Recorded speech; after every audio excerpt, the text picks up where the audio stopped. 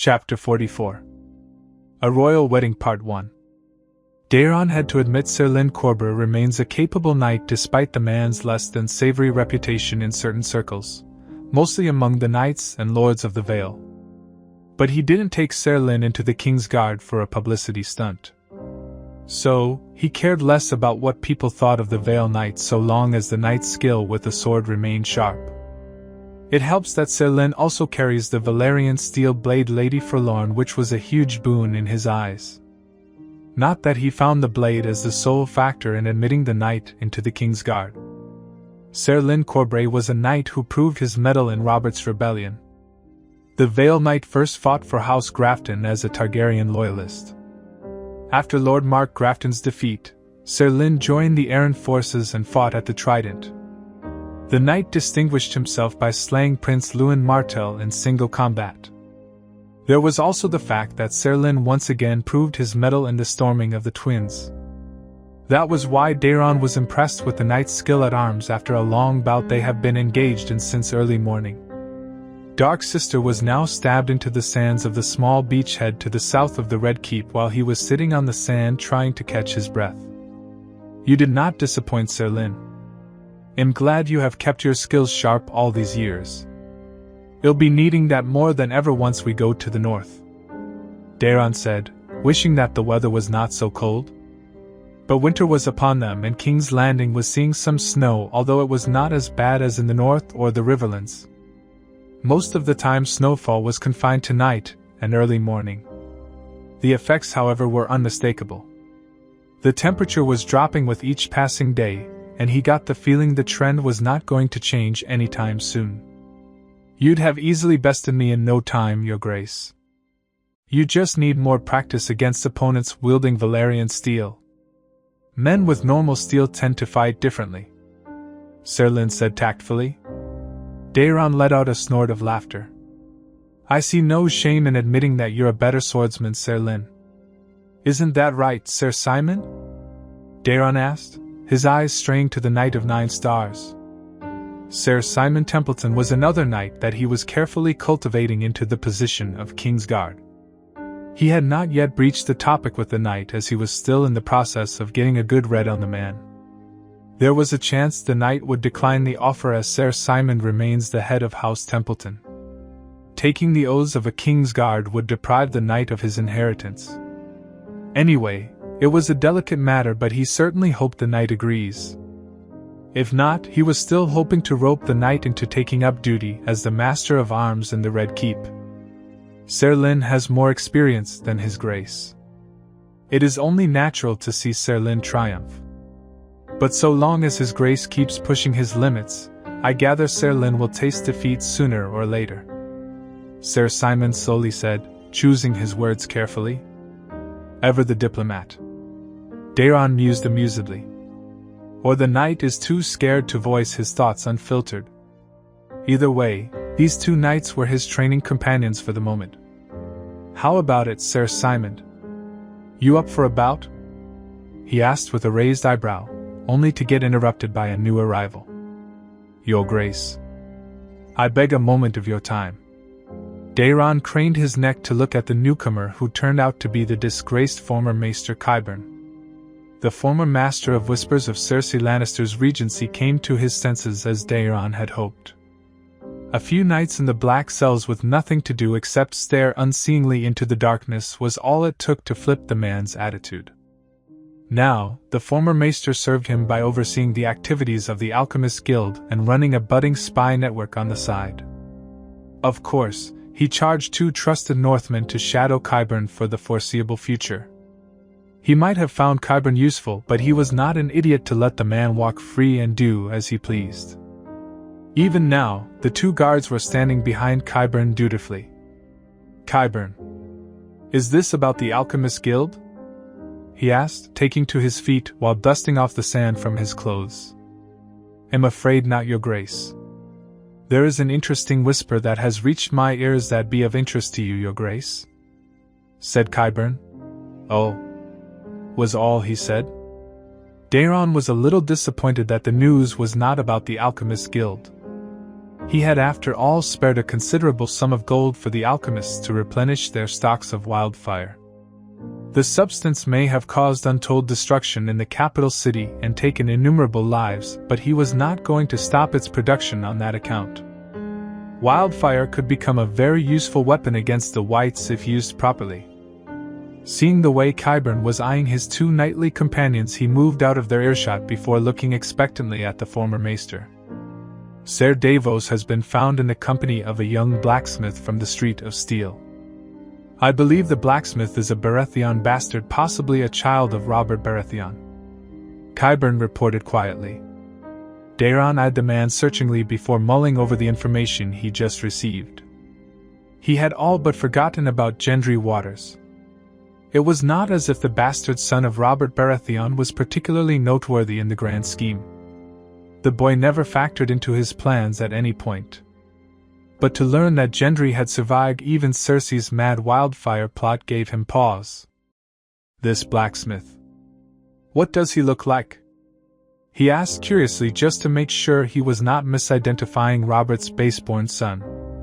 The blacksmith is of black hair and blue eyes, the same as his royal father. He has a strongly built body and is a skilled smith from the word among his colleagues. I see. Daeron murmured, looking thoughtfully at the sea where the tides continued to crash noisily into the beach. Shall I send word to quietly remove the blacksmith? Qyburn offered. It was tempting, Daeron acknowledged. The thought did cross his mind to have Gendry assassinated. It was not exactly politically savvy to keep the seeds of the previous dynasty alive after a bloody takeover. The Blackfire rebellions were proof of that costly mistake. On the other hand, he was not exactly keen on sentencing some random blacksmith on the street to the blade of a catspaw. He likes to think that he'd give the courtesy of facing his enemies before eradicating them from the world. If he wanted someone killed, he'd do that himself. No. Send for Ser Davos. I think I'd like to have a talk with the Onion Knight before meeting this new blacksmith friend of ours, said Daeron. As his grace commands.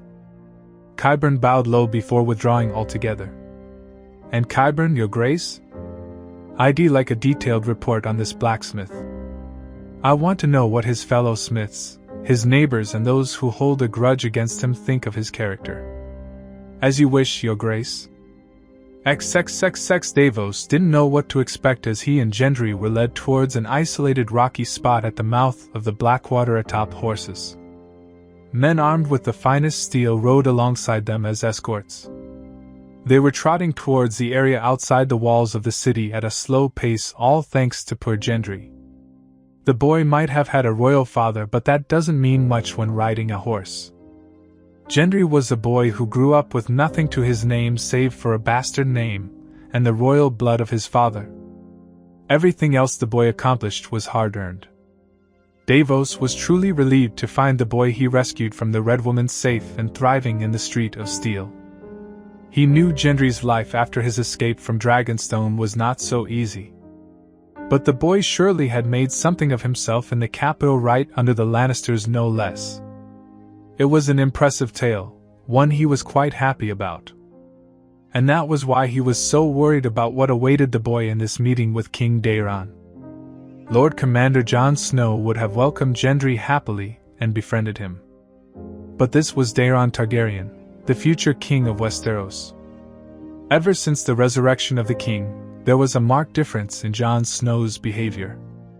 Before, Davos would say that Jon Snow used execution sparingly when it was absolutely necessary, like he did with Janos Slynt, while elevating Alyssa Thorne to First Ranger. If it was Daeron Targaryen in that same position, Davos could easily see both men get quietly dealt with without a shred of remorse. It was this change in behavior that made him fearful of what was awaiting them at the end of this ride. Would the king consider Gendry's existence as a threat? It was possible. A surviving son of a previous monarch, even if it was a bastard, can become a threat in the future. King Daeron and Queen Daenerys were living proof of that. The real question, however, was whether King Daeron feels it was better to kill Gendry and remove the threat altogether rather than risk it. If that was the king's decision, then Davos thought it'd be his fault above all else. After all, if he hadn't sought out Gendry in the city, the boy could have continued to live an anonymous life of a blacksmith. Halt! The guards ahead of them shouted, and their riding party came to a halt, breaking Davos out of his musings. More guards were standing at the base of a large rocky terrain ahead of them. Davos knew the place quite well. He had often seen many sunrises and sunsets atop these rocks. To his surprise, there were even some unsullied guards in the mix, which was a surprise for him. The king had looked upon the unsullied troops of his aunt with distrust. "Sir Davos?"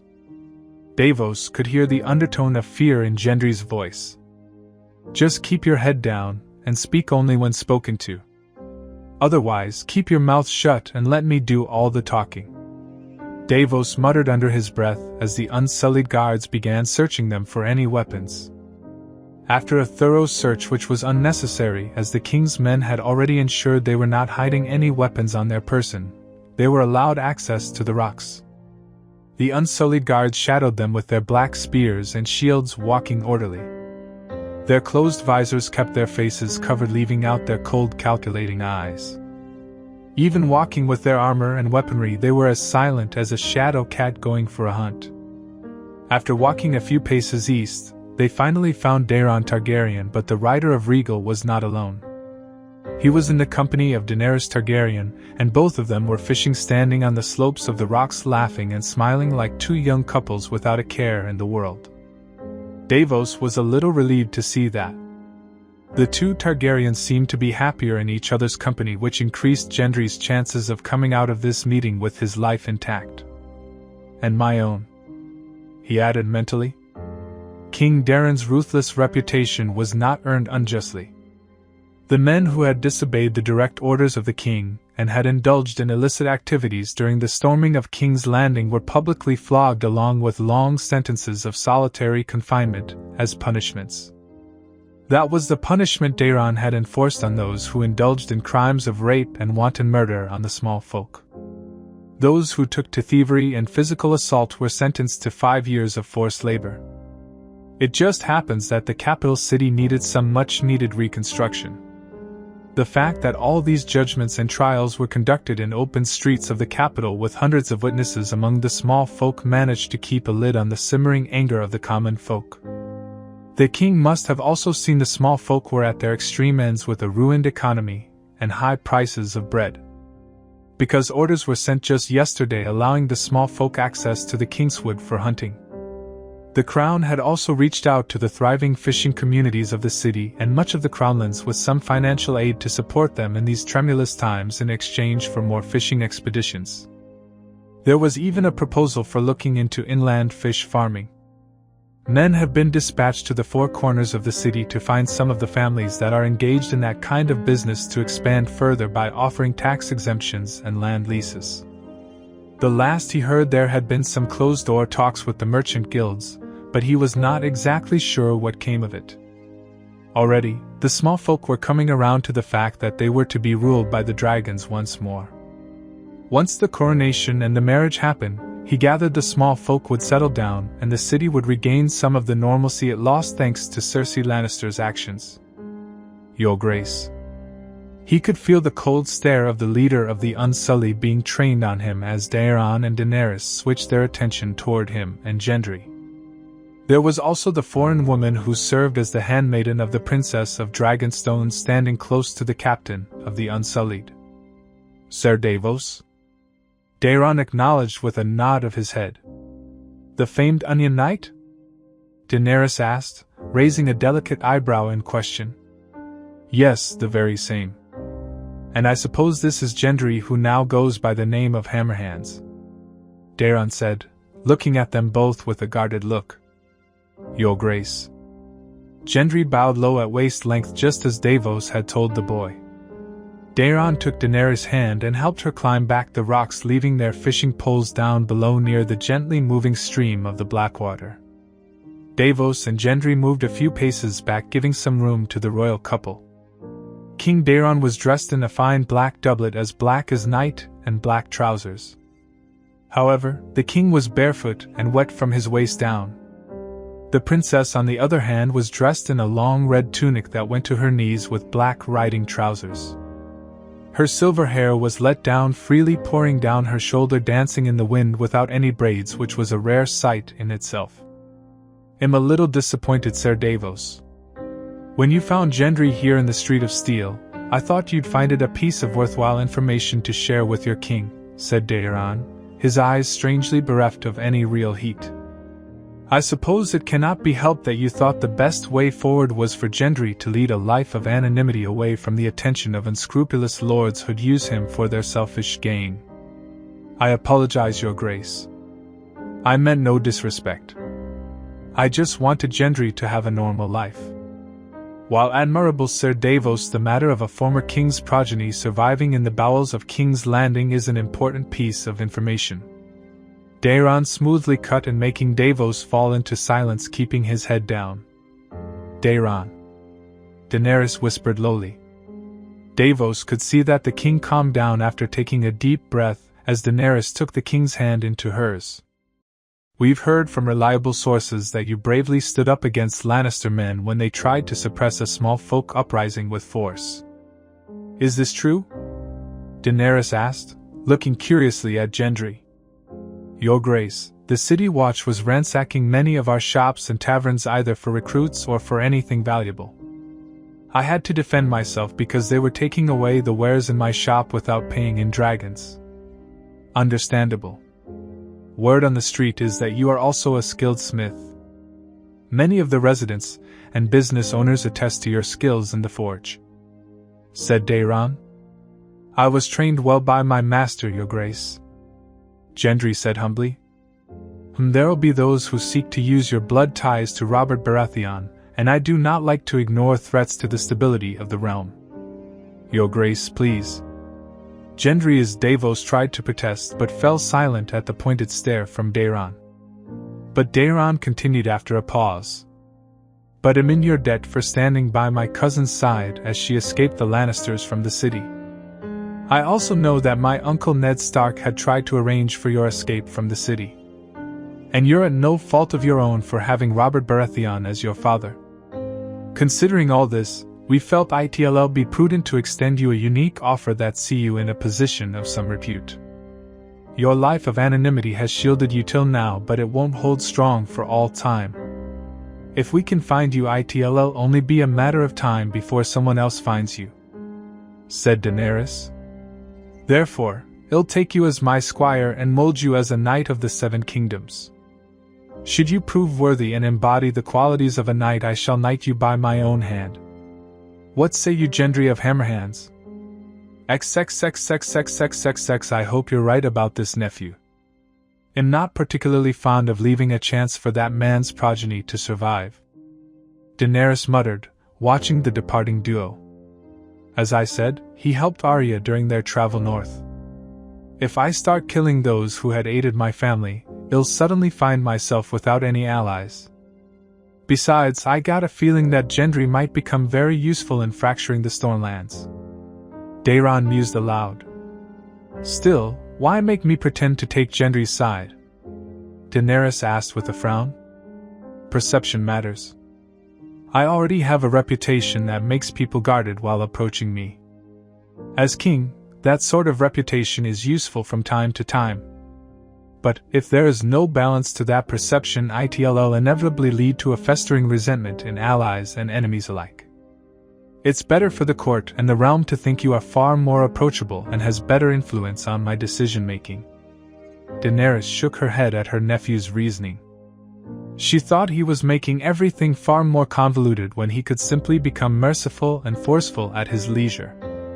But that was her personal opinion. She had no problem playing the good queen role, as her nephew put it, to the best of her ability. If that was what Daeron wanted, then she was all too happy to comply, especially when almost all of her demands were met by her nephew. The Unsullied that followed her were to be granted permanent citizenship of the Crownlands after Daeron's coronation. She had already seen the justiciars of the Red Keep carefully wording the proclamation to that effect. It was also agreed to let the Unsullied become a new military and policing force that answered directly to the Iron Throne. To that effect, Daeron was in talks with Grey Worm to split the duties of the unsullied warriors between the City Watch and the Royal Guards. The City Watch needed some new blood, especially after what happened inside the city after the wildfire incident. Simply reinstating the previous City Watch officers would likely end in disaster because the city folk were not going to have a short memory. The Royal Guard, on the other hand, was a new institution entirely dedicated to the protection of the royal family. Her nephew believed that depending on just 7 knights, no matter their impressive skill with a weapon, was not enough. According to Daeron, a group of well-trained guards strategically positioned all around the Red Keep with the sole duty of the security of the castle and the protection of every member of the royal family, on the other hand, was far more effective than just 7 random knights. The institution of King's Guard would be used for the purpose implied in the name of the ancient order, to guard the king. While she was loath to change the precedents set by her ancestors, Daenerys could see the merits of the changes proposed by Daeron. The Order of King's Guard was found by Visenya Targaryen during the conquest of Dorne. Ever since then, the order had remained unchanged despite the increasing number of Targaryens. It was now time to make some changes, as she wanted a sizable family. The sound of flapping wings reached her ears, making her look to the sky where Drogon was seen circling and steadily gliding downwards. All of them moved back, making room for Drogon to land. The wind was so strong when Drogon landed she'd have been blown away from the rock, but Daeron was by her side, keeping her steady. She smiled to herself as she noticed Daeron was now not so conservative in showing affection towards her. There is some improvement, but he could do better, she thought, subtly adjusting herself in his arms so that he ended up holding her by her waist. Drogon purred like a cat and lowered his head towards her. She chuckled and tapped him playfully on his snout. "You read my mind, Drogon. Your timing is impeccable," she murmured against Drogon's rough scales and high Valyrian while pressing a kiss. "Well, that's a bit of a surprise. I wonder what made him leave his resting place all of a sudden," Daeron wondered. She marked it as a success, feeling that Daeron had yet to release his hold on her waist. Although, that could be the result of her hand covering his own over her waist. "Daeron, let's ride together," Daenerys suddenly suggested. Daeron blinked a few times and looked at her, as if she was joking. "I don't think that's a good idea," Daeron finally said. "Drogon won't mind. I know him better, and he'll allow you to ride him with me. The harness is also large enough for both of us. It'll be quite safe. Trust me," she earnestly said. "It's just not Daeron, please. I'd like to do this with you." Her pleading look, which she had practiced with Missandei over and over last night, must have worked its magic just as her friend predicted. Because Daeron agreed, albeit reluctantly. He also spent a near half an hour fussing over the safety of the harness before they were able to take to the sky. Drogon must have realized this was very important for her, as her dragon never showed any kind of protest as they both climbed on top. With a mighty flap of his wings, Drogon was airborne, and she was quite happily holding on to the harness, enjoying the way Daeron was holding on to her from behind.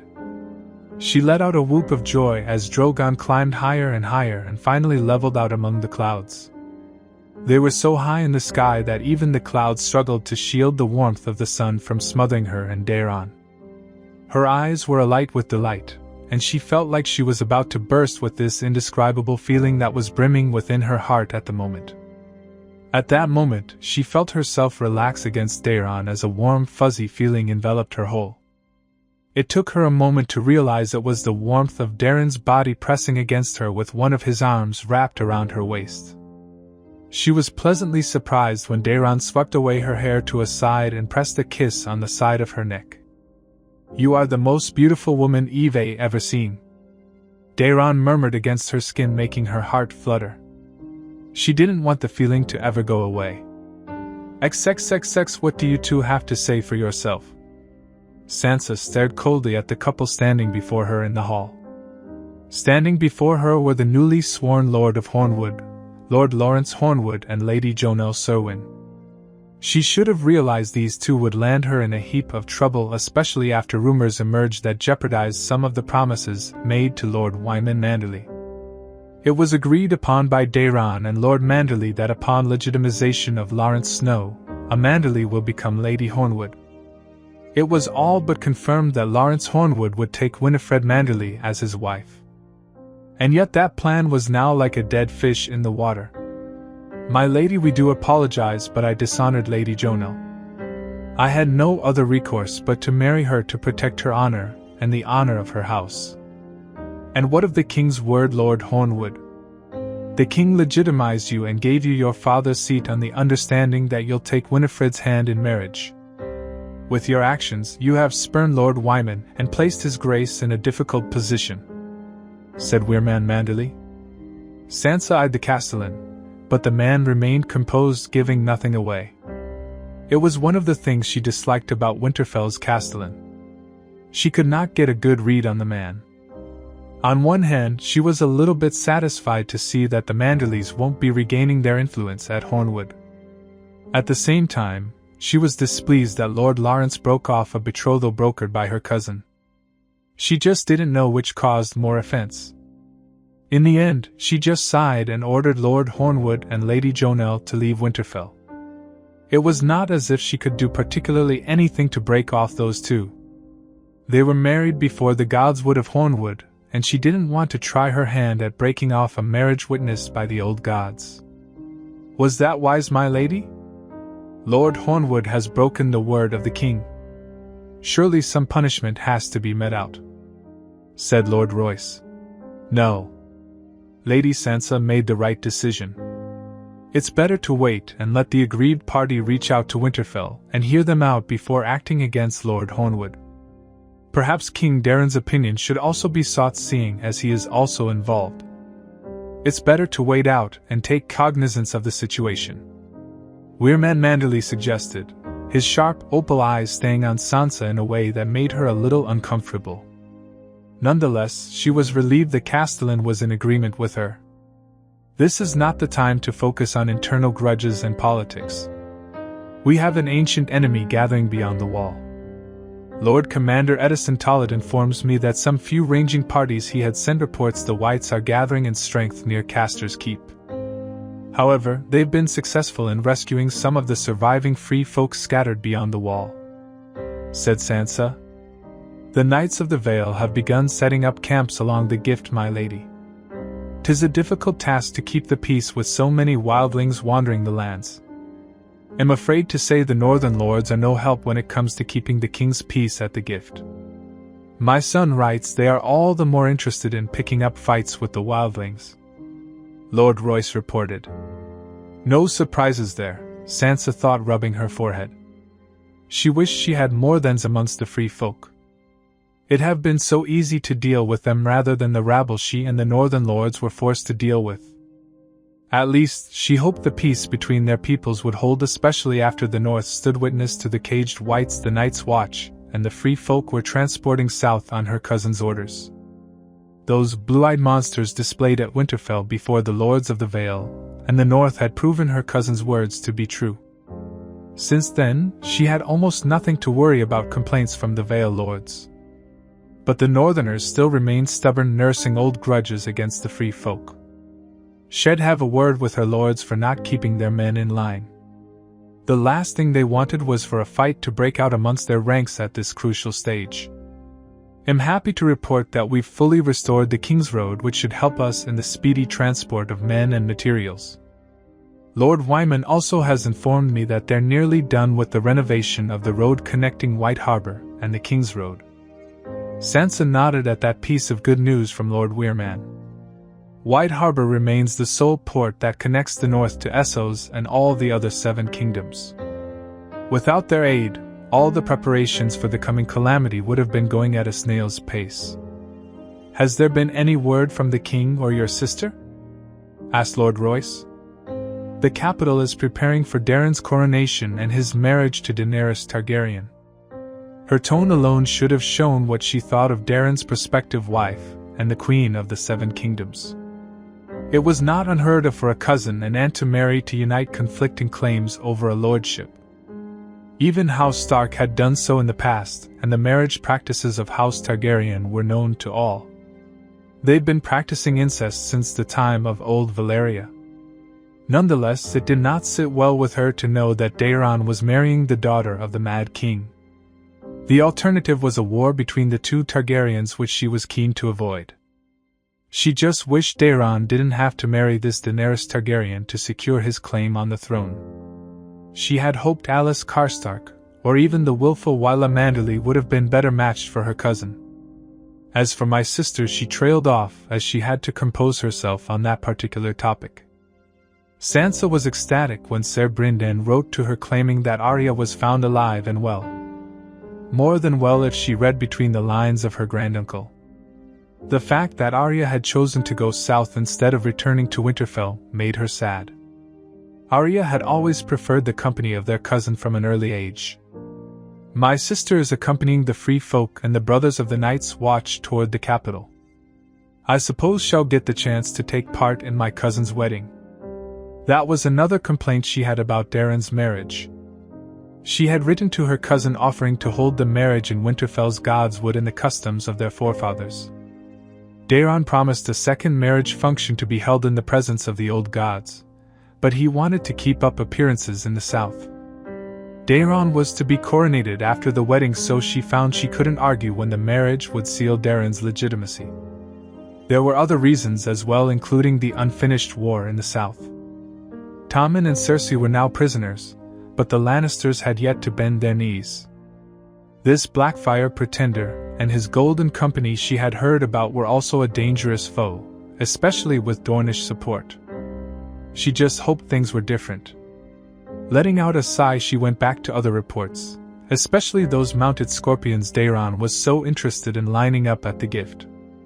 She didn't know what Daeron saw in mounting scorpions on top of siege towers, but the Manderlys had delivered the designs from the capital with sealed orders from Daeron. A king's orders were not to be ignored. Besides, she had a feeling that her cousin knew more than her when it comes to preparing for a war with the others. Come home soon, Daeron, Arya, Bran. XXXX. Arya scowled at the prisoner that was being dragged along by the hound one final time.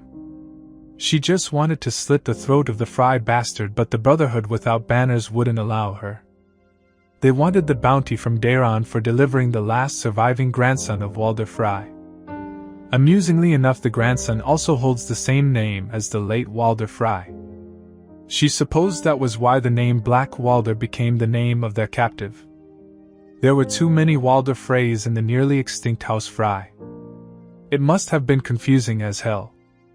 Black Walder managed to escape the slaughter at the Twins because the man was at Seaguard holding the Mallisters hostage. After Daeron broke the Twins and the Freys were slaughtered, the Mallisters managed to regain control of Seaguard with the help of the Brotherhood. Beric Dondarrion and Thuras of Myr had taken it upon themselves to deliver Black Walder to King's Landing. She also suspected the two had other plans in work with this little adventure. But that was not important. The real surprise, however, was the presence of the Hound amongst the Brotherhood. She didn't know how the Hound survived, and she was not going to ask, not yet. There were far more important things to worry about than her grudge against the Hound. Her eyes strayed to the giant cage that was holding the special prisoners. The cage was covered with wooden planks and a black cloth for good measure. But she had seen these special prisoners the wildlings and the brothers of the Night's Watch were escorting to the capital. The castles they had stopped along the way were shown these special prisoners, and the Night's Watch used those monsters to attract more recruits for the wall. That was how their riding party gained such a large following, which also slowed them down in their journey. At least, he'll be able to attend Daeron's wedding, Arya thought. Word had spread about the royal wedding like wildfire. This was the first wedding of two dragon riders in centuries. The Crownlands seemed to be in a festive mood depending on whom you ask. There were some grumblings of discontent against Daeron for his harsh actions across the septs of the Crownlands. But the lords here seemed to favor the action. They were complaining non-stop across their journey about the faith militant that was making a ruckus and usurping the powers of local lords and knights. Even merchants were singing praises for Daeron for giving no quarter to these fanatics. But there were those who thought Daeron was too harsh on the faith. It seems Daeron is cleaning up the south of these whining liars and cheats, Arya thought, her eyes finding the top edges of the walls of the city in the distance. Finally, Arya muttered, spurring her horse forward to pick up speed. She couldn't wait to see Daeron and the woman she was about to marry. "Come on, girl," she called out, looking at her back where Nymeria and her children were trotting along. She was glad they were behaving well, all thanks to Ghost. Her brother's direwolf seems to have a calming effect on the wild nature of Nymeria's pack. So long as they were fed, they didn't act up.